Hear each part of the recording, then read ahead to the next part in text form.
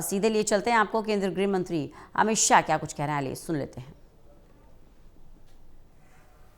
माननीय मंत्री दिल्ली सरकार श्री मनजिंदर सिंह सिरसा जी, माननीय मंत्री दिल्ली सरकार, और आज इस पार्क में और देश भर में एकता दौड़ के लिए एकत्रित हुए सभी भाइयों बहनों का मैं हृदय से स्वागत करता हूं। आज का दिन हम सब के लिए विशेष दिन है। हर 31 अक्टूबर को 2014 से लेकर आज 2025 तक हम एकता दौड़ सरदार पटेल साहब के सम्मान में आयोजित करते हैं, परंतु आज सरदार साहब का 150वां जयंती है और इस विषय पर इसको मद्देनजर रखते हुए माननीय प्रधानमंत्री जी ने तय किया है कि इसको एक विशेष आयोजन के रूप में देश भर में मनाया जाएगा। मित्रों, हम सभी जानते हैं आजादी के आंदोलन में और आजादी के बाद भारत के अभी के मानचित्र के निर्माण में सरदार पटेल की बहुत बड़ी भूमिका रही है। एक और तो आजादी के आंदोलन में बैरिस्टर की प्रैक्टिस छोड़कर महात्मा गांधी के आह्वान को स्वीकार कर सरदार पटेल ने आजादी के आंदोलन में हिस्सा लिया, मगर उनकी नेतृत्व क्षमता तब मालूम पड़ी जब 1928 में किसानों को जो अन्याय होता था, इसमें बारडोली सत्याग्रह हुआ। गुजरात के दक्षिणी छोर पर बारडोली सत्याग्रह जब हुआ तब सभी लोग मानते थे कि अंग्रेज नहीं झुकेगा। सरदार साहब के नेतृत्व में किसानों ने आंदोलन शुरू किया और देखते देखते एक छोटे से कस्बे में फैला हुआ वो आंदोलन देश भर के किसानों का आंदोलन बनकर रह गया और अंततोगत्वा अंग्रेजों ने किसानों की बात माननी पड़ी और उसी आंदोलन को लेकर महात्मा गांधी ने वल्लभ भाई पटेल को सरदार वल्लभ भाई पटेल का उपनाम लिया और वहीं से वल्लभ भाई पटेल सरदार पटेल बने। आजादी के बाद अंग्रेजों ने देश को 562 छोटी बड़ी रियासतों में बांटने का काम किया। देश और दुनिया में सभी लोग चिंतित थे कि 562 रियासतों में बटा हुआ भारत किस प्रकार से एक अखंड भारत बन सकता है, परंतु सरदार पटेल की कुनेही थी, उनकी दृढ़ता ही थी, उनकी क्षमता ही थी कि बहुत कम समय में सभी 562 रियासतों को एकजुट कर आज का भारत का मानचित्र, आज का नक्शा सरदार पटेल के कारण बना और इसी काम ने आज के भारत की नींव रखी।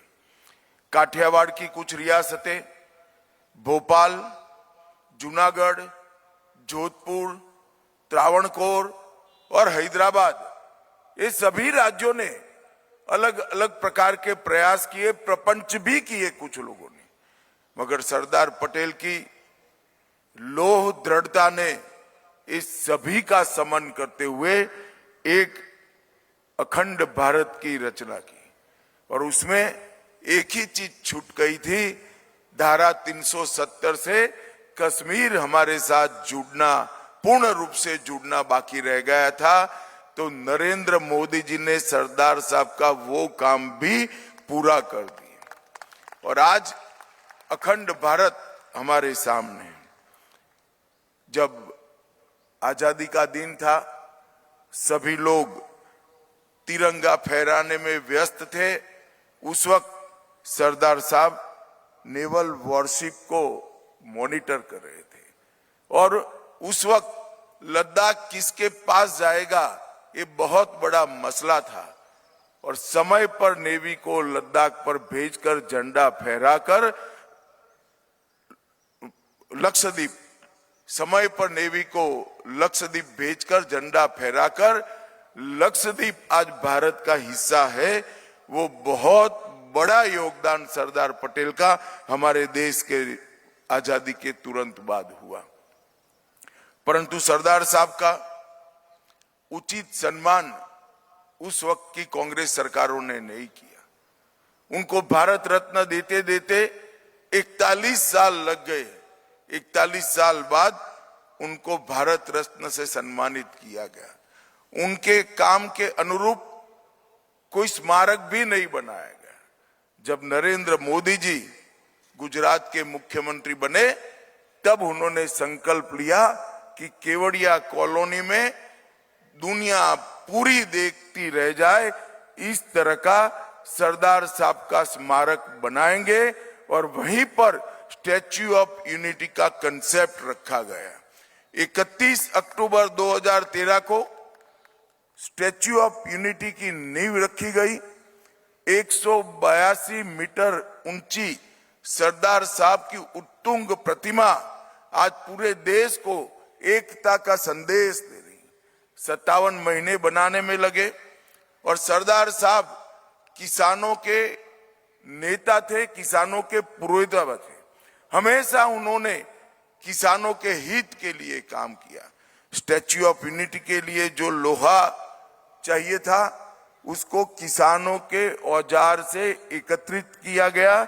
लगभग 25,000 टन लोहा देश भर के किसानों से एकत्रित कर इसको पिघलाकर ये स्टैच्यू ऑफ यूनिटी की रचना हुई, जिसमें लगभग 25,000 टन लोहा, 90,000 घन मीटर कंक्रीट और 1700 टन से अधिक कांसा डालकर ये बहुत बड़ी प्रतिमा का निर्माण किया गया। और आज वो भारत के सबसे प्रसिद्ध यात्रा स्थानों में से एक बना है। अब तक लगभग 2.5 करोड़ लोगों ने स्टैच्यू ऑफ यूनिटी का मुलाकात भी किया है और वहां पर जाकर सरदार साहब को श्रद्धांजलि भी दी है। कुछ ही मिनटों के बाद वहां पर एकता परेड होगी। देश की एकता, अखंडता और आंतरिक सुरक्षा, ये तीनों में सरदार साहब ने जो पथ कंडारा है उसी रास्ते पर देश आगे बढ़ रहा है। इनको श्रद्धांजलि के रूप में देश के सभी राज्यों की पुलिस, सभी सीएपीएफ आज परेड कर एक भव्य परेड कर वहां पर सरदार साहब को श्रद्धांजलि देंगे। देश के प्रधानमंत्री नरेंद्र मोदी जी स्वयं वहां उपस्थित है और वहां पर देश की एकता और सांस्कृतिक विरासत को प्रदर्शित करने वाली सांस्कृतिक कार्यक्रम की भी वहां पर आज आयोजन किया गया है। और ये तय किया गया है गृह मंत्रालय के द्वारा कि ये 150वीं जयंती के बाद हर साल एकता परेड को इसी भव्य स्वरूप में मनाकर सरदार साहब को श्रद्धांजलि देने का काम किया जाएगा। और मित्रों, आज एकता दौड़ को भी विशेष रूप से हम मना रहे हैं। शपथ ग्रहण कार्यक्रम को भी विशेष रूप से मना रहे हैं। पूरे देश भर में सभी पुलिस थानों पर, सभी कॉलेजों में, सभी स्कूलों में एकता दौड़ का आयोजन हुआ है।